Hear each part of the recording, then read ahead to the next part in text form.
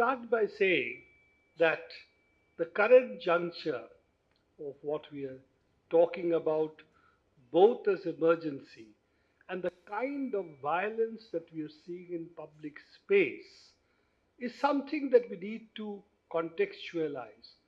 That what does it really mean?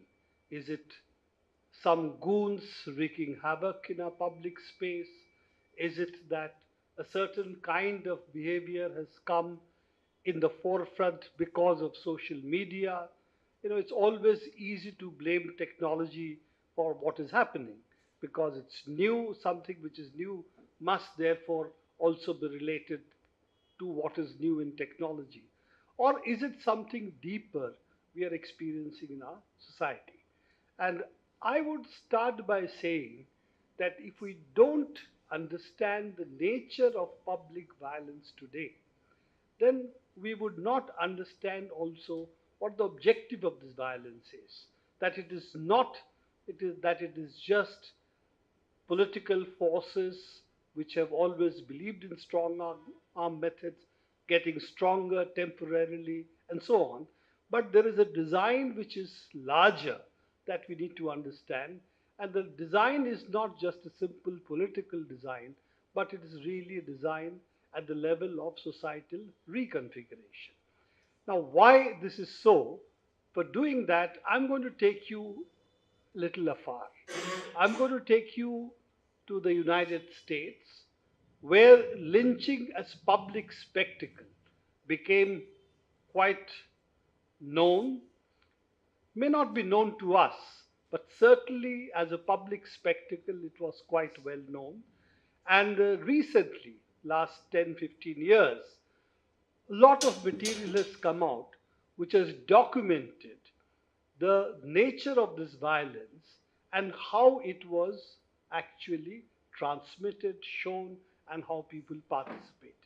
And both these elements are important because at that time as well, there were technological innovations of a certain kind in society, which is the camera. So you have photographs of lynching which were taken, sold, and what is even more horrifying, transmitted as postcards. Actually, they were printed as postcards and circulated all around. And banal messages written in the back of it, oh, this happened, you can see me here. And a circle is drawn around the person's face. Or, yeah, we caught him and we burnt him. Things like this, along with how are you, do write back to me, and things like that. So, very much in the genre of what is social media today, we have the postcards and the camera performing the role of cell phones and Facebook. So, this is what also made me think about that it is not the social media which is driving what's happening today. The mode of transmission or the mode of communication is not what is the central message of what is happening, but it is something else. And we need to really think about that if we want to resist it, combat it, and defeat it. So I will start with things which perhaps we would not have seen so easily, which is essentially bodies hanging from trees. These were black, that time called Negroes, being hung as a part of lynching. So you have this very powerful poem which was sung by a number of artists. Southern trees bear strange fruit, blood on the leaves and blood at the root. Black bodies swinging in the southern breeze, strange fruit hanging from the poplar trees. Now, this is evocative because this was the image which at that time was replicated across postcards. And this is what I really want to bring out. As you can see, somebody has taken a photograph and has written on that something which indicates what he or she thinks is important for being present here. This is the postcards of the same of a similar kind. This on the left is a postcard of a lynching in Dallas. Dallas had at that time a population of 92,000 people. 5,000 people participated in this lynching. 5,000 of a population of 92,000. It's mass participation. And that is the significant point that you have to think about. Why did it have this mass participation? What were the people participating in? And again, there is a postcard, and the postcard is again saying, "Oh, you haven't written to me for some time, please do write to me," and so on. The other photograph that you can see on the right, and this was a photograph, which again is documented, available now in various books. Uh, this is, if you see closely, you will see the people have come well dressed. They have ties, coats, normal. They're talking to each other, pointing at each other and taking photographs. This is normalcy for them. And this is again mass participation of a different kind. This is your not mob. This is middle class gentry coming out to mark their presence in an event which people have been lynched. Now, this is the other part of it, that there were lynching places in towns. That's where lynching would take place. People would not only take photographs, they would also take souvenirs, something from the body, strand of hair. So this was par for the course, and in the record of families, these are found routinely, that there is this memorabilia that the family collected, had photographs and strands of hair, something else. It's difficult to go through all of these accounts without really feeling sick about how human nature can be perverted, except for the fact that we are seeing it almost every day around us. So we cannot, in that sense, feel a sense of distance. Oh, that happened there, they're really bad. We are not like that. When lynchings took place, it was a public event. Schools, businesses closed, trains, buses ran, newspapers announced it. So it was always a public spectacle. The lynching was not only well organized, it wasn't quite often spontaneous. It was planned and with the full connivance of everybody, including obviously the police and the local authorities, that the lynching was conducted. Now, I would like to move from the background of all this, and this is not something which is easy to understand. Uh, why was this being done? Was it just random violence? Was it a sense, okay, certain acts are so bad that you had to lynch people? So it's very clear. Lynching was directed largely at the black population. It wasn't directed at just anybody. It was directed at the black population. And it was directed largely at the men. Of course, the Hispanics were killed, some whites were killed, and also black women were also lynched. Let's not think that it was just the black men. They came to get the husband or the son, didn't find them, lynched the wife or the mother. So that was there. But the direction was at the black men. What was the backdrop of this? This is the period which happens, this is the period of 1877 to 1950. People have said, some have said 1967 to 1960, 1867 to 1960. If you leave the rough dates out, it doesn't really matter. The broad message is it came post the Civil War. Why was this important post Civil War?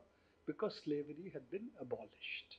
So this lynching that we talk about did not happen automatically as a part of normal social events, as it were, something which is an aberration which society sometimes did. It was systematic attempt to reconfigure the racial society, particularly of the South, which had under force had abolished slavery. It was what the Civil War was about.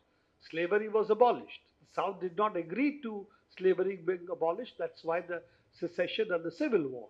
So the response of the South was the response of lynching to re-establish the racial configuration that existed before that, which was slavery. So this is, again, a postcard printed by a pharmaceutical company, a drug company. And this was quite a well-known poem, apparently, which I wasn't aware of. So this is the only branch of the dogwood tree, an emblem of white supremacy. Lessons once taught in the pioneer school that the land of white man's rule, that red man once in an early day was told by the whites to mend his way. The Negro now, by eternal grace, must learn to stay in the Negro's place. In the sunny South, the land of the free, let the white supreme forever be. Let this a warning to all Negroes be, or they will suffer the fate of the dogwood tree. So, clear message that it is a message to the Negroes. Don't get beyond your slave state. You might have been freed legally, but you have no rights. And this is what is being reconfigured post the Civil War through lynching. And that is why the lynching and the public spectacle go hand in hand. It's the participation of the white majority, in trying to get back the Negroes to their place, and also telling the Negroes, African Americans today, that you have no rights. You might have been freed. We have been forced by the North, the federal government, to declare that you are not slaves. But nevertheless, you have no rights. There is no law for you. Wherever we want, we can do whatever we want to you. This is the message that this represents. Now the question is, what did it really do? If you see the post-Civil War, we slowly see the pushing back of slavery, different rights being established, okay. But what do we see? We see segregation. So white violence, lynching and mass violence that we were talking about, the public spectacle was to establish the new boundary of segregation, which, because of earlier slavery, might have been de facto there, but there was no legal segregation. So you get segregated schools, you get segregated spaces. All of this is to reconfigure the racial divide, now not through slavery, but through segregation. And this is what you see in the US, that segregation becomes a norm. Even when it is a north, where the segregation is not there in education, schools, or in public places, there is segregation in the way you live. Blacks lived in different spaces, whites lived in different spaces, and the common argument would be, if a black comes into a white community, property prices drop, and therefore you don't really want mixed localities. But racism, the reconfiguration of racism in the South, in the American South, does not stay in the South. It also comes to the North, but in more insidious ways, not in such blatant ways, through legal segregation, which is what the US Supreme Court's judgment was. What is it? Equal but separate. That was the segregation basis, equal but separate. And if you remember South Africa, it was also the same argument. Apartheid had as a slogan, we are equal but separate. Apart from the fact we have 90% of the land and 90% of the money. But that apart. Now, if you see today, the civil rights movement in the United States actually came out of the anti-lynching violence. It came out of segregation. All that combined to create what we now know about is the civil rights movement, Martin Luther King, etc. Now, post desegregation, which of course was bitterly resisted in the South, as you know, the US South, what has happened today? And it's interesting to see how race has reconfigured itself anew after desegregation or after civil rights movement established certain basic rights. That today more blacks have died in police violence in the United States in the year 2015, for example, than did through lynching in the entire period of 1877 to 1951 year. That 1 in 3 youth will go to jail once in their lives if you are a black. And 2.3 million people are in US prisons who are black. That's a significant part of the African American men. And that's a significant part, is directed much more at the men. Because men, they believe, can resist, and therefore they are violent, and therefore the need to discipline them. And if they put up any resistance, they shoot to kill. So this is the position that we have in the United States. I've been giving this as a background to show that whether it is lynching as a public spectacle or it is police violence today, it's really the reconfiguration of racial boundaries that at each time have been challenged. Challenged in the Civil War, slavery being abolished, challenged segregation being abolished, and each time it has reconfigured itself to a different kind of violence, but it has reconfigured itself. And that's the lesson that I want you to think about, that public violence is not just simply violence which is of a mob, which is of riots. Public violence, which is a spectacle of this kind, with mass participation, is actually an attempt to reconfigure society in a particular way. And it is generally a response to certain rights that have been won, that have to be quote unquote won back or put back by the dominant community. So it's not simply a story that if you struggle, you get oppressed. That we understand. Struggle, fight, that's clear. But this is actually when you win the fight, you get a new danger. And the new danger then is manifest itself in different ways.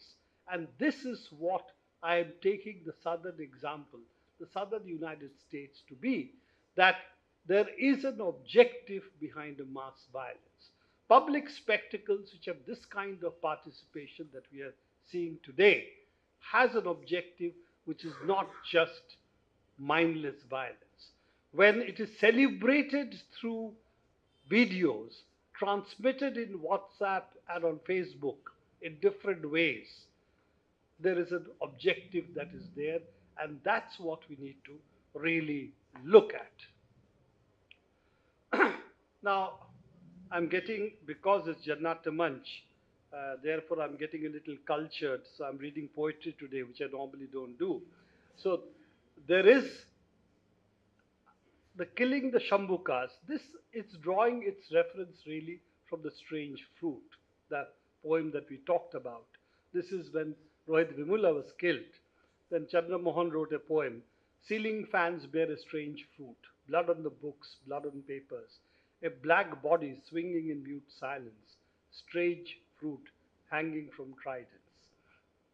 Now, this is the connection that I would like to make, that when today you have lynching as a spectacle, and of course we see lynching is not only a spectacle, lynching is being videoed, you have people standing around, people participating in the violence, you have the complicity of the crowd who then claim nothing, they saw nothing, they heard nothing, that it really didn't happen this way, it was actually a small incident, it's just unfortunate somebody died.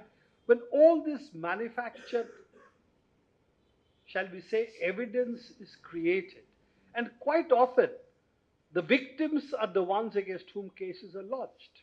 This is also the other part of the story, that the cases are against the victims' families. They are the ones who are supposed to have been instigating the violence, or they were cattle thieves.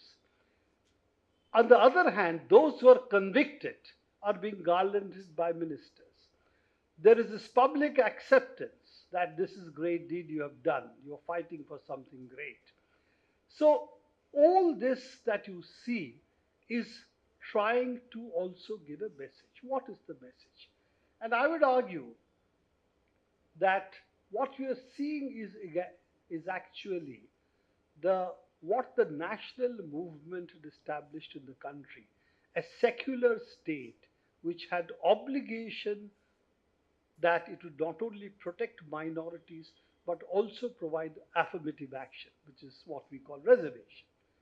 Now, these two elements, that the state has responsibility for a secular country, that the people have to protect the secularism of the country, and that we who have oppressed Dalits for thousands of years, we have the moral and the physical responsibility of providing a safe space, and a space which can provide them with education, health, and other benefits which a middle class takes for granted.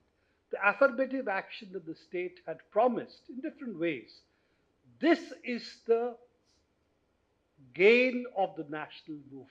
What was the national movement all about? It was that the British are outsiders.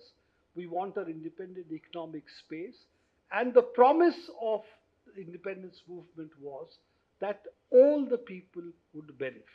That the peasantry, the main part of the movement, the working people, all of them would benefit. It will be a place which will have, in that sense, no discrimination against any section. Of course, discrimination was there in society, and we know it. Discrimination against castes, discrimination against women, they're all embedded in society. But the constitution we did, that at that time that was finally accepted, also accepted that this discrimination would be removed, would not exist, and the state has a responsibility for it. And my argument is that it is against the constitutional provisions which came out of the national struggle that the right wing at the moment is creating the lynch mob and the lynch mentality as a way of disenfranchising a section of the people. So it is in that sense, like in the United States, the pushback came that if you make the slaves free, we'll push back to lynching. After 60 years of the national movement memory having faded, after dismissing whatever we gained out of the national movement as something which is quote unquote Nehruvian and not apparently Patelian, we now are entering a phase that certain sections, not we, but certain sections would like to roll back history. And rolling back history for them is first disenfranchising the Muslims, and then the second, which is taking away reservation. The reservation taking away may take a little more time. It's not that simple today. Because if you don't disenfranchise the Muslims first, if the Muslims, Dalit and others get together, then you have a problem. So what do? Turn the gun, turn violence towards the Muslims and try to rally the rest. This was the Gujarat pogroms, the Gujarat, what is called riots. Now, riots are, to me, would seem to indicate that both sides participated. These are not riots. There was complicity of the state in terms of mass violence against the minorities, against the Muslims. That's what Gujarat was seeing. Gujarat had seen creeping communal riots, and I'm using these riots again wrongly, creeping communal violence in Ahmedabad, in Gujarat, across other towns of Gujarat as well. This creeping violence, what it had created was ghettoization of the Muslims over a period. I used to see this in Ahmedabad and Baroda. I used to go to Baroda at the time because as an engineer, I was working in some project with the Gujarat State Electricity Board. And when I used to go, every time I would find there would be curfew in some part of Ahmedabad and in some part of Gujarat or some part of Baroda. These are not big communal conflagrations. There were limited violence, but it was always there. So this limited continuous violence was configuring the towns into what is today called in Hindustan and Pakistan, India and Pakistan in Ahmedabad and Baroda. In fact, you can't take an auto from a Hindu area to a Muslim area and vice versa because it will change autos at the border. That's the way Ahmedabad has been reconfigured. That's the way Baroda has been reconfigured. Now, this was a continuous process, but it culminates in the riots, the Gujarat riots, Gujarat communal carnage, whatever you want to call it, that this makes clear to the Muslim minorities that you no longer have rights in Gujarat. You cannot vote in Gujarat. If you vote against us, we'll punish you again. So we see the message what the lynching as a public spectacle was doing in the United States, in the South, is the same logic that is operating here. And we do see that Gujarat Muslims have been disenfranchised in a very fundamental way. Even the main opposition party in Gujarat, the Congress, will not put up Muslim candidates, will not seek directly the vote of the Muslims, will not put Muslim leaders to speak on its platform. You can see, therefore, the disenfranchising of the Muslims taking place in different ways. And the worst of all, well-meaning liberal Muslim friends who take to platforms saying Muslims at this point must not speak for themselves. They must not put up candidates. They must actually rally behind secular parties. Secular parties is not the issue, but they should not voice their opinions. They should stay silent. Now that's the ultimate, when the community decides to keep its voice, lose its voice, and disenfranchise itself. And that is the message of the kind of public violence we are seeing today. So I would argue that there are two objectives to what we are seeing in terms of lynching and violence. It's also not that it is only affected to Muslims. When you talk about, for instance, the death row people, largely Dalits and Muslims, almost 75 to 80% of Dalits and Muslims, probably the figures are even higher. This is Una, this is Gujarat riots, we all are familiar with the images. Now, what does it actually mean? Let's look at what some of us have tried to set up. It's called Hate Crime Watch. Now, we are trying right now to get some figures in terms of what is available in the English papers, and we try to put something together. What is called hate crime between 2009 and 2018. The numbers are smaller, mainly because we have not tapped into the regional press. It's really what, quote unquote, what's called the national press is printing. But the figure is very clear that large part of it is directed against Muslims and then against the Christians. The figures are very, very clear, and the perpetrators are again very clear who they are. And what are the causes are also very clear.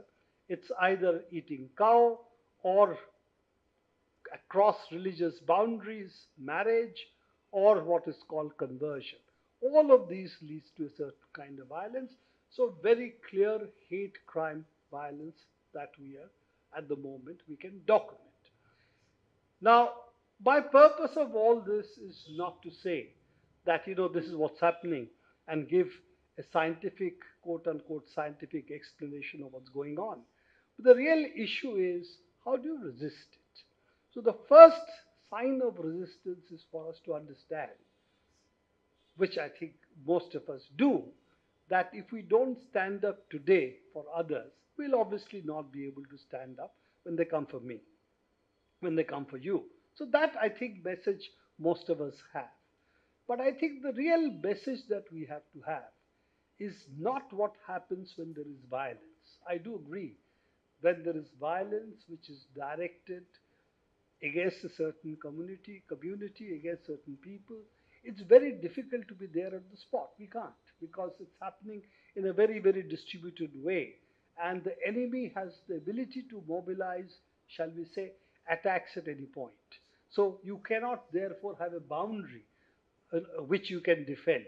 The boundary is everywhere. So that's not going to happen. But what is it that we can do? And I would argue that we need to provide defense of what of the victims. We need to rally to the defense of the victims, both in terms of support and in terms of legal defense.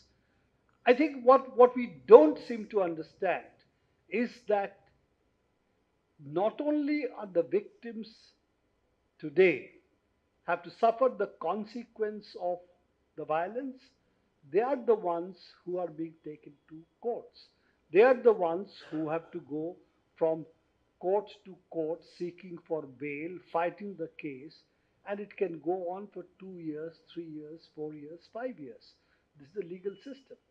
And if we do not provide a structure of support to them, what we are going to do is to, of course, raise the counter-communal forces, and that counter-communal forces is to play completely into the hands of the right. The BJP's biggest victory is if they can drive the Muslims all to the Jamaat camp, in which case they have won. So this is the threat that we have today, that the secular forces, those who believe they are secular, if we are not able to come in the support of the victims, if we are not able to build structures which can provide not only support but legal defense of the victims, if we are not able to follow up of the cases of those who have been participants, who have been the perpetrators of the violence, if we are not able to do this, then it will be very difficult to save our secular space only by rallying behind certain political parties or casting our vote against them. It's not enough to speak. It's not enough to go and vote. I think the time has come that we have to express our solidarity physically in terms of checking up. Have the FIRs been filed? Going and asking the police, why have the FIRs not been filed? Creating a kind of support group which will legally defend those who are being hounded after the violence so that they drop the cases. Must also understand why these counter cases are lodged. So police will say, Sulah kar lo aap. People just make up both sides, you just get together. This is also what we saw in Muzaffarnagar, that's what we saw in Gujarat. You want to come back to the village? Drop your cases. Don't give witness. Surrender. Then you can come back. So this is the basic message. And I again go back to what was the message of the lynch law. That is the message that was there. That surrender, you stay, but you stay at our sufferance. This is the message which we have to contest. And we can contest this today only if we are able to stand beside the victims and fight with them, both legally, socially, and politically. I know it's a hard task. It's a hard task because we have never thought this path, we'd come to this path. This is not what we had organized ourselves for. We had organized ourselves for struggle of the workers, struggle of the peasantry, struggle of the rights of different sections, struggle of the rights of the Dalits, communal harmony. This was supposed to be our slogans. We were fighting for a different future. We were not fighting in defense. We were really fighting for what we thought was the future. But unless we can defend the present, we will not be able to advance. And I would therefore ask all of us, including me, that if whatever platform we are in, whatever institution we are in today, how can we do small things which help in creating legal defense, social defense, as well as political defense for the communities under attack. If this task we do not do, we will not be able to deal with the larger political task of combating the right. And then the task for the right will be made easier because it will splinter each of us, each of the groups, each of the identities. And identity politics, if once it takes root, if we fight on the basis of our identities, then the majoritarian discourse really wins. And that is the also the part of the right wing offensive to consider ourselves as only as identities. So we consider ourselves Hindus, Muslim, this caste, that caste, and so on. We don't think in terms of class. We do not think who is benefiting out of this current dispensation. Who, with all the things that happened, Mr. Modi's victory, all the globe trotting he did, ultimately it's Adani's, Ambani's, though that world hasn't changed, Choksi's, that world hasn't changed. It's not a demand that some of our friends make in terms of identity politics, that it's all right if there are capitalists, if there are poor, if there are landless labor, as long as it is equitable among castes. So what you are saying is, if I also get representation in the bourgeoisie, I'm okay. But that's not our battle. So that is the basic problem that we have, that once we splinter in terms of identities and ask for essentially representation, the politics of representation and the politics of emancipation are going to be completely different. So I would also submit that response to this kind of majoritarian violence is, it cannot also be in terms of identities. It has to be in terms of getting everybody together and isolate those who want to configure society differently by using public violence.